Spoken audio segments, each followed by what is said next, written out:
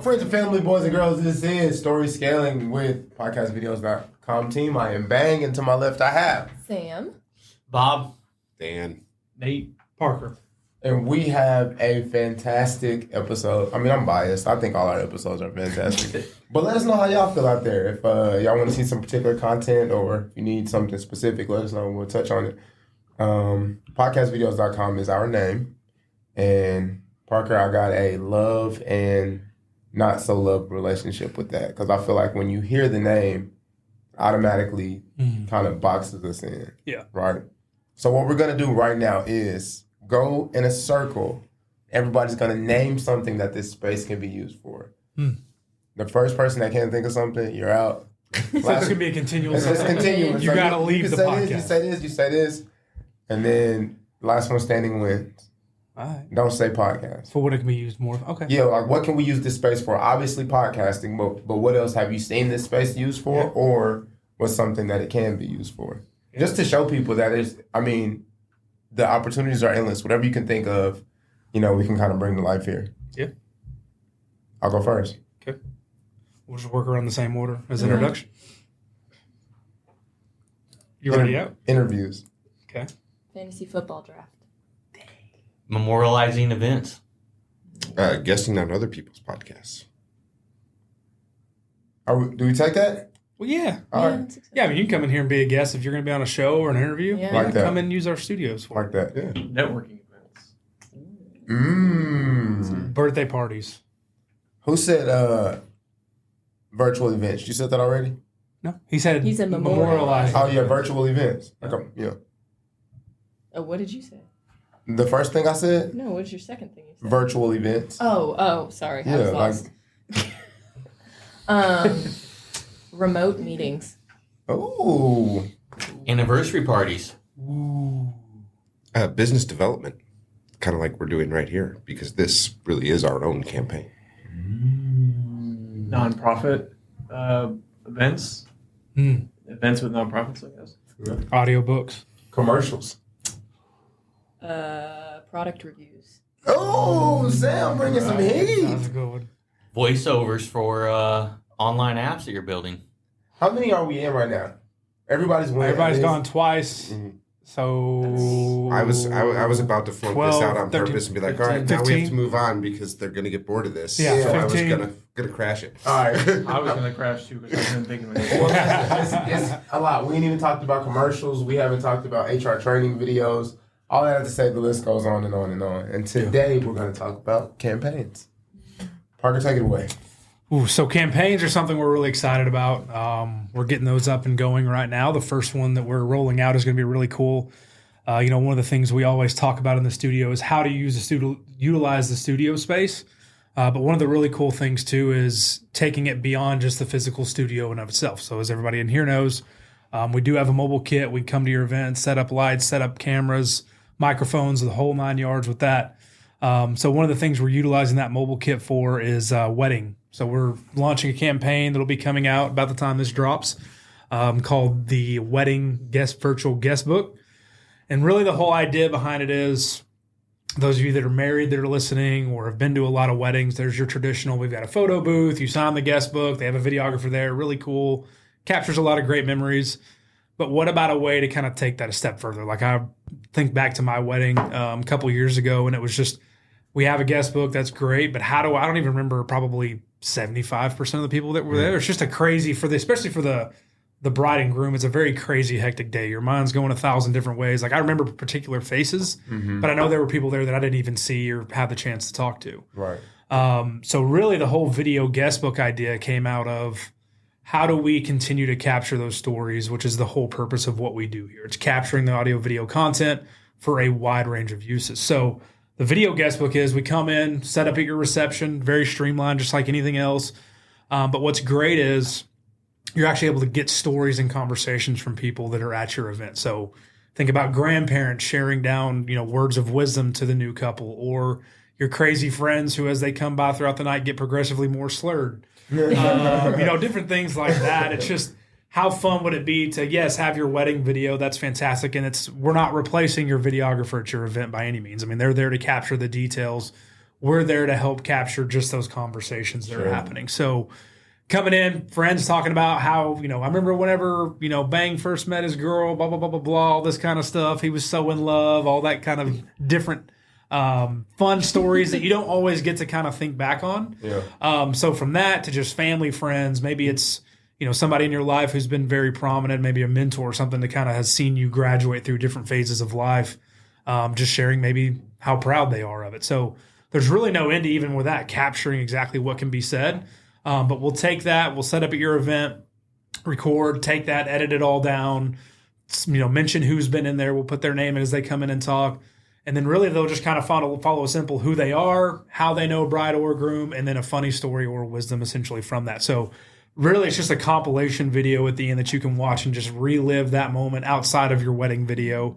But we also can send it to your videographer. They can patch it into their work if they want to as well. But you have a very specific video that's designed around that. So come in within 24 hours, we give you some social media snippets that you can start throwing out on Instagram, TikTok, wherever you want to put them, just so people can already kind of get a quick glimpse into what it was like. But then within 3 days, you get the full video that you can, you know, keep for whatever you want to do in a drive, or if you wanted to throw it on YouTube or make more snippets for social media, you can. But really just a way to kind of time capsule and reflect on those memories and that kind of words of wisdom that you normally wouldn't either remember in the time or can kind of just get lost in translation over time. So it's just an evergreen way to capture those special moments. Fire. And we're pushing it basically for weddings because we think that's an easy way to jump into it. But there's no reason this couldn't have been at my grandparents' 50th anniversary or your 10-year high school reunion. Oh, absolutely. Yeah. Same idea. High same school execution. reunions is a fantastic way to use that. I mean, think about coming in 10 years later, 20 years later, as you go down the road. Now, as you get older, you're going to forget a lot of those because it's just, you're getting old. But, you know, 10 years later, be like, man, sitting down with this person, like we used to just skip class and go grab lunch and all that kind of stuff. Now we're both, you know, married, kids, all that kind of, just seeing that evolution of life and being able to track it is really cool. Stay in school, kids. Don't skip class. Yeah. Even corporate events could leverage this, right? So if it's their 5th anniversary, 10th anniversary, you get people making speeches, you get different key business partners that you're aligned with. Mm-hmm. So it really is a virtual guest book is the way to think about it, as a way to memorialize that moment in time. Totally. I think about, like, you know, you look back at photo albums and it's like, man, I remember this, or like, you know, I remember what I was doing, what I was wearing, who I was hanging out with. But this is video, so it just enriches that experience that much more. Yeah. Depends on if you're proud of what you were wearing. Yeah, that's what you were hanging out with. Yeah, that's true. Memorializing those wedding outfits too. Yeah, exactly. Yeah. Well, everyone's got a story, right? Yeah. And this is a way to capture it. Yep. Yeah. Sam, you brought up something too. It's not like this is a virtual guest book, so like you're saying, weddings, anniversaries, corporate events, but there's other campaigns, right, that you could leverage this for. You were talking about like influencer campaigns and stuff like that. Yeah, I just think like our spaces are for video and audio production. And so, you know, if you're an influencer and you've got, you know, I usually have X amount of brand deals a month, and I don't necessarily have the space or the equipment or the capacity to do it on my own, but I have the following I want to leverage. Like you can sign up, come in and use our space for whatever you want, you know, one recording a month for 6 months and knock out all your brand deals, all your recordings, whatever content you need to create in our studio, use it and go from there. Yeah, it's really like never ending. Yeah. How can, like, take somebody that actually has a campaign, a state representative or something like that. Like, how can, you know, this space be of value to them? You know what I mean? Like, you're running for office, you can come in here and talk about what you have going on and what you know, want to do, tell your story and spread that abroad to your, you know, your following and stuff like that. And it be easy, you know, it doesn't require a ton of planning. Like you don't have to coordinate a studio space and a videographer and an editor and all, like we do it all for you. Totally. So. And the idea is not completely new. Everybody, well, you guys have probably all been phones. We remember Uncle Roger with the big video camera, terrible lighting, no editing, a lot of it basically looking at his shoes. Same idea. We just have a lot better quality to execute with these days. Yeah. Dan, you mentioned that last episode that we just released, how easy it is now to just come in and, you know, get everything kind of taken care of. Like Sam is saying, you don't have to worry about editing. You know, we'll even help you with your show notes or kind of the script, you know what I mean? And so, I don't know, Parker, talk about that a little bit, just how this space is really one stop. You literally can just come in and we'll help coach you, you know what I mean?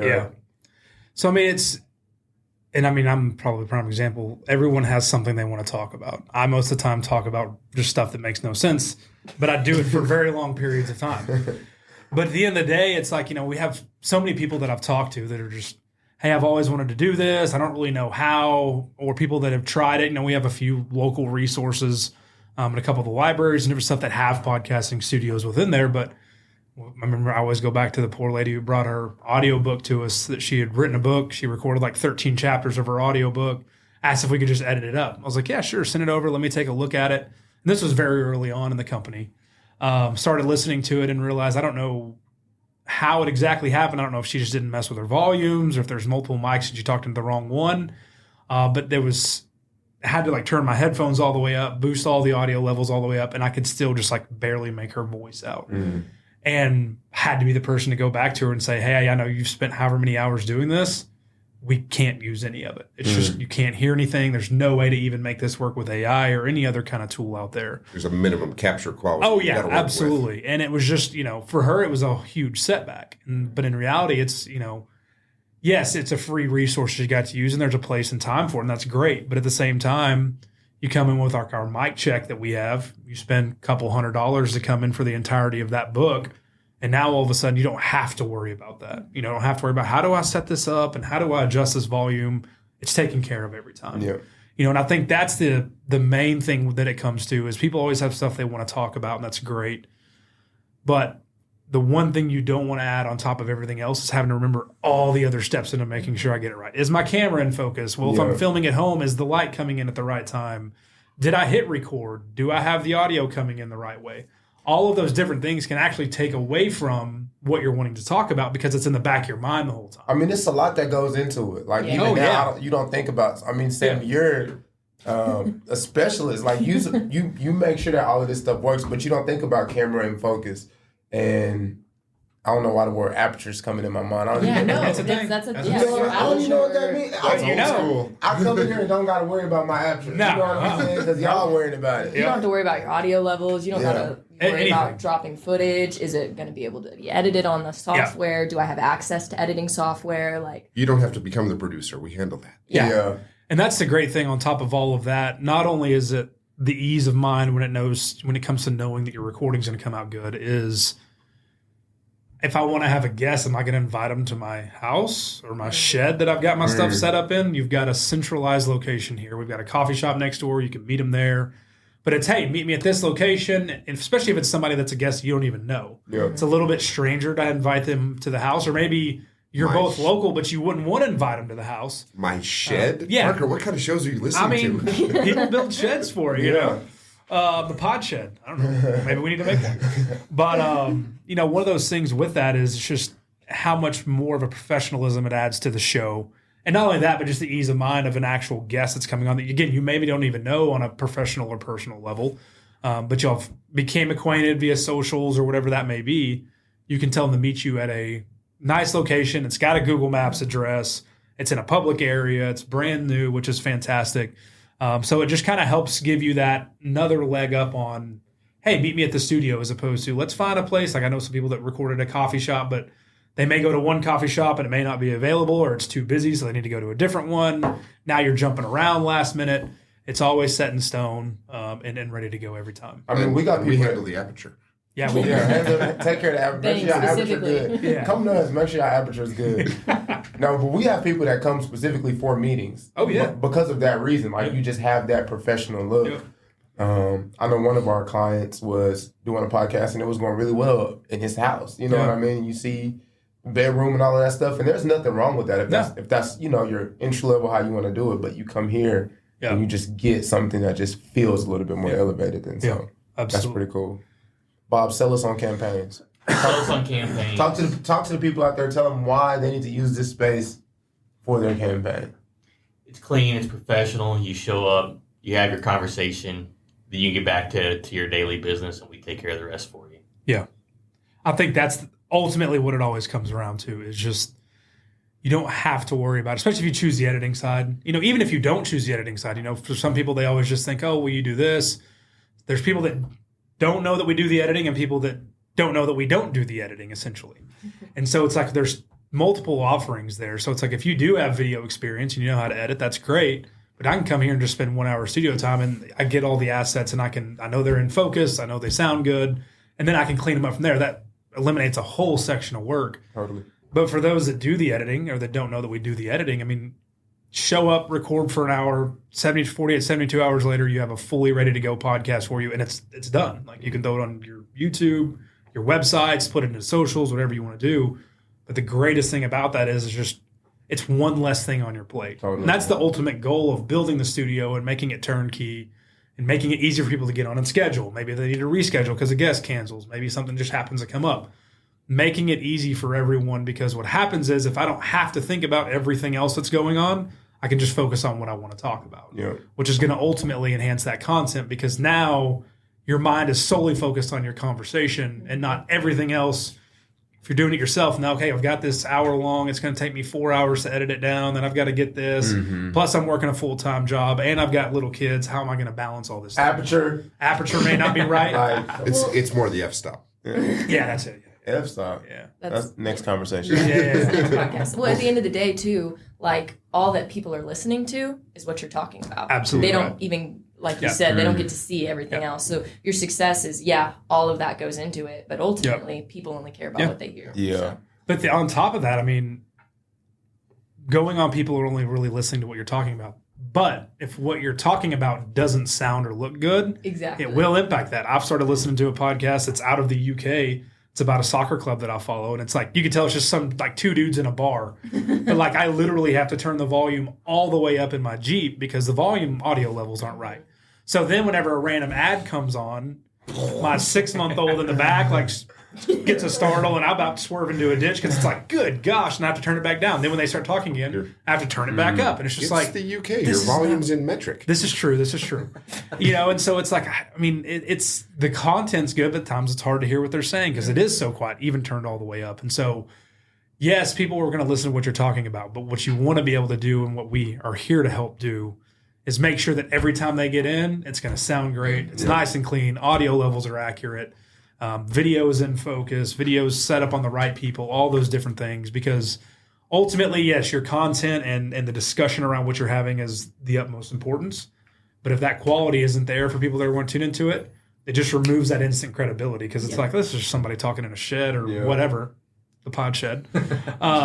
It's adding that level of professionalism because it's just like, oh, these people, like, I'm sure we've all listened to a podcast where you can tell, okay, this is a legit studio. It sounds good. It's clean. There's depth.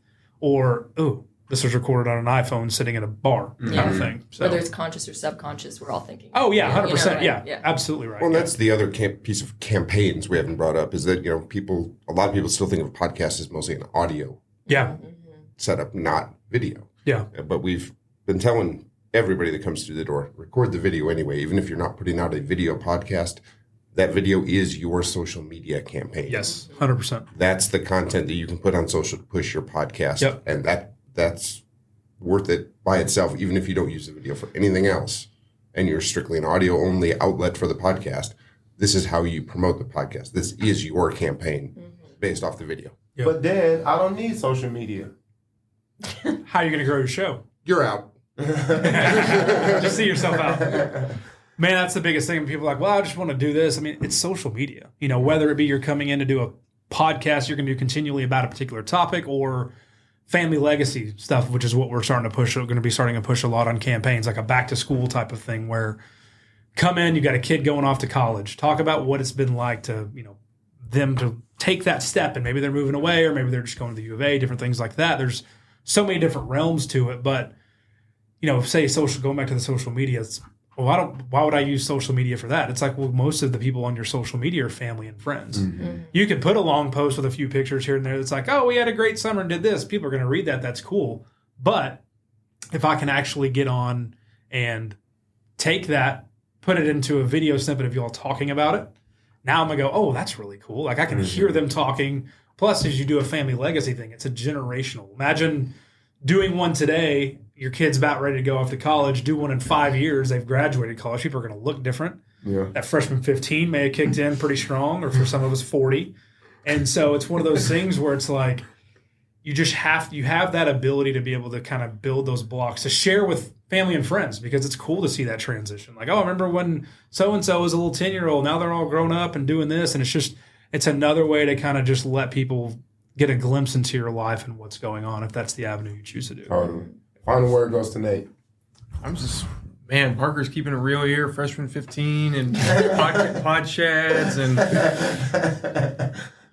I mean, It's just me. give it up to Parker, man. Yeah, right. You guys, if you made it this far in the episode, then you need no more convincing. Excuse me.